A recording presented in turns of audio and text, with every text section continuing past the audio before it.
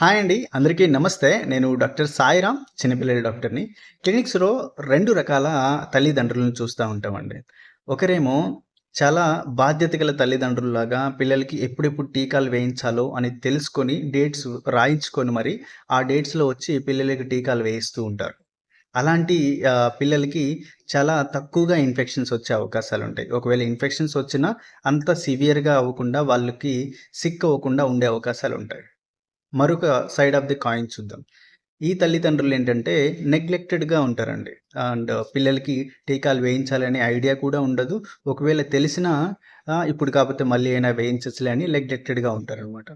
Even మన గవర్నమెంట్‌లో వేసే టీకాలను కూడా వాళ్ళు కంప్లీట్ చేసుకోండరు. అలాంటి తల్లిదండ్రులకు ఉండే పిల్లలకేంటంటే ఇన్ఫెక్షన్స్ చాలా ఎక్కువగా వస్తాయి. ఆ ఇన్ఫెక్షన్ వచ్చిన తర్వాత కూడా చాలా సివియర్‌గా ఒక్కొక్కసారి పిల్లలు కామన్ ఇల్‌నెసెస్ కూడా డెత్ అయ్యే అవకాశాలు ఎక్కువగా ఉంటాయండి. ఈ కామన్ ఇల్‌నెసెస్ వల్ల కూడా డెత్స్ అయ్యే ఛాన్సెస్ ఎక్కువగా ఉంటాయి కాబట్టి అందరి పిల్లలకి టీకాలు మాత్రం ఖచ్చితంగా వేపించుకోండి. ఒకవేళ మీ నైబర్సో, పక్కింటి వాళ్ళో టీకాలు వేయించట్లేదు అంటే మీ పిల్లలకి వేయించేటప్పుడు వాళ్ళని కూడా తీసుకువెళ్తూ ఉండండి. వాళ్ళకి కూడా కౌన్సెలింగ్ ఇస్తూ ఉండండి.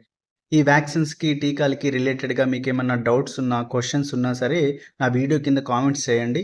నేను రిప్లై అయినా ఇస్తాను. లేదా వాటికి స్పెషల్‌గా వీడియో అయినా చేసి పోస్ట్ చేస్తాను.